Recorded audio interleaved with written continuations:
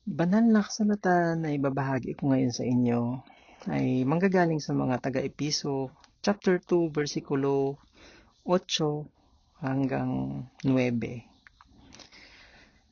Sinasabi dito na, sapagkat dahil sa kagandahang loob ng Diyos, kayo ay naligtas sa pamamagitan ng pananampalataya at ang kaligtasan ito ay kaloob ng Diyos at hindi sa pamamagitan ng inyong sarili.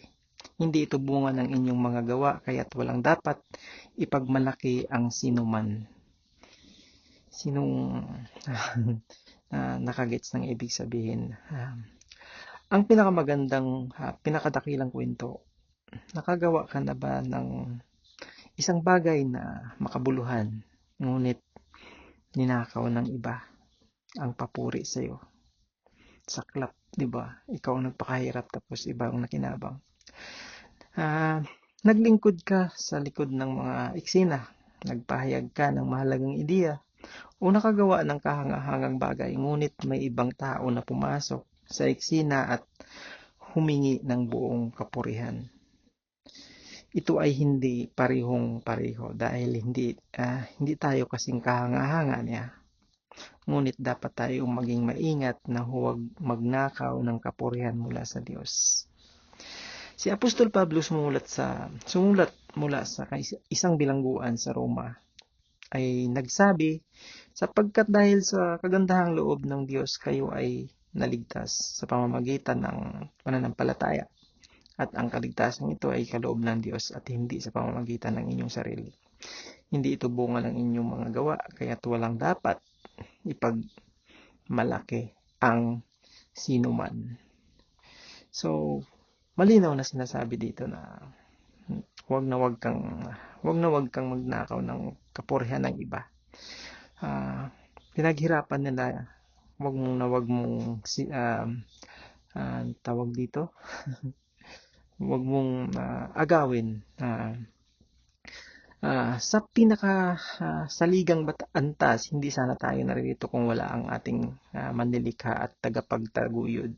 Hindi tayo nabubuhay kung wala ang daigdig at katawan na ating tinitirhan. Ang daigdig at katawan na hindi tayo mismo ang gumawa. Hindi tayo makakahinga ng walang hangin sa ating mga baga. Hangin na umaaligid sa malinaw na tinutukoy nito ang limitasyon sa itaas mismo ng ating planeta. Hindi tayo makapag-isip o makakita o makarinig o makakapagsalita kung wala ang isip, mata, tainga, bibig na ibinibigay niya sa atin. Ngunit bukod sa paglikha sa atin, tanging ang Diyos lamang ang makapagligtas sa atin. Ang kwento ng Diyos at ang kwento natin ay hinabol niya tayo noong hindi tayo karapat-dapat. Iniligtas niya tayo noong tayo ay nawala at walang pag-asa. Hindi natin kayang iligtas ang ating sarili. Hindi natin kayang maging solusyon. Hindi natin kayang maging ating sariling tagapagligtas.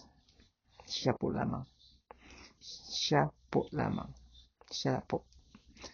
At ang magandang balita na iyon, niligtas tayo ng Diyos sa pamamagitan ng kanyang biyaya. At iyon ay isang regalo. Ang kaligtasan ay hindi isang bagay na maaaring makuha, ngunit isang awa na ibinibigay. Tama? Hindi natin pwedeng isipin na mas magaling tayo sa iba. Hindi tayo ang magpapasya kung sino ang karapat-dapat. Sino ang karapat-dapat sa kanyang pag-ibig at kung sino ang hindi dahil wala sa atin ang nararapat.